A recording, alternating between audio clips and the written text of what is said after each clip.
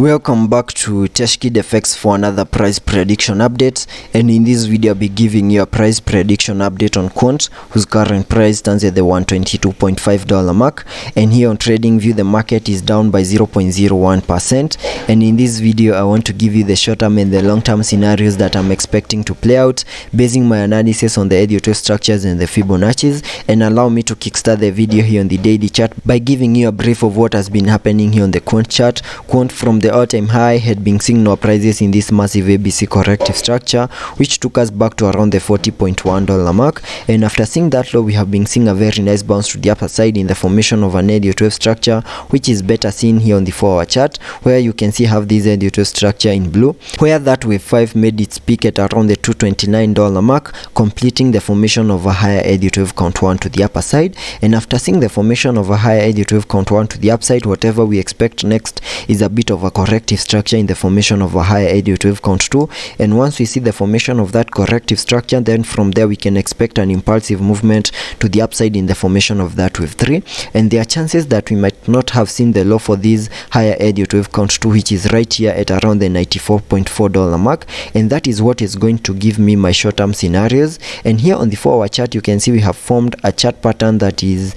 a trend continuation pattern, which is a bear flag, having this as the pole of that bear flag, and I'm expecting a breakout to the lower side, continue losing those key areas of support, and maybe make a new low in the formation of that higher Elliot wave count 2. So that is what we have here on the 4-hour chart. And jumping to the 4-hour chart, to the 1-hour chart for further analysis. Here on the 1-hour chart, I want to base my analysis on the formation of this higher Elliot wave count 2, which is a corrective wave, and because of its corrective nature, we also expect to see an ABC corrective structure in formation within that higher Elliot wave count 2. And there are two ways we can have that ABC corrective structure, and the very first one is having this as a massive wave A. Then I'm expecting a bit of a bounce to the upside in the formation of that wave B, before we continue seeing lower prices in the formation of that wave C to fully maximize the formation of a higher Elliot wave count 2. That is the very first possible scenario of having that ABC corrective structure here on this chart,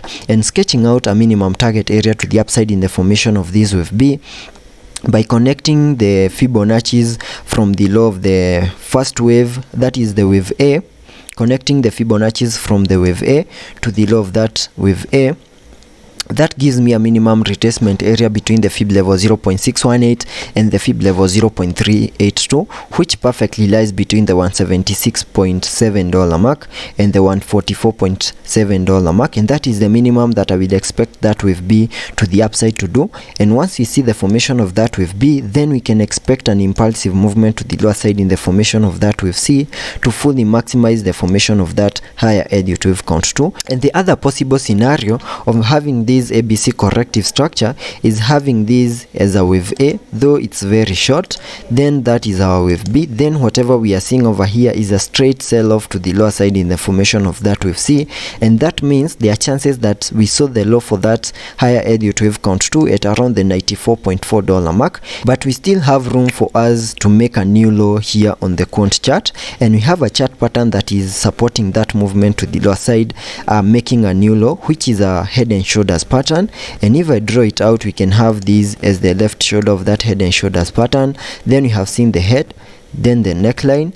then we have also seen the right shoulder information right here, and there are chances that very soon, in case we lose the 20-day MA and there is also a negative impact once the FOMC meeting is over, there are chances that we might see an increase in volatility and also an increase in the selling momentum that could give rise to the breakout out of this head and shoulders pattern over here. And this is a chart pattern that gives us a minimum target area of the breakout as the height between the head and the neckline, and we can get that height and then place the height below the neckline, giving me a minimum target area back to around the $91.5 mark. And those are my two possible scenarios of having that ABC corrective structure over here, and also the chances of making a new low here on the Quant chart in the formation of that higher Elliot wave count 2, and also taking a look at the indicators to see what movements will be supported here on the RSI. On the 1-hour RSI we are trading at around the 55 mark, meaning we have massive room for us to support any movements to the upside and also to the lower side. Also taking a look at the MACD, on the MACD we have printed a bearish cross,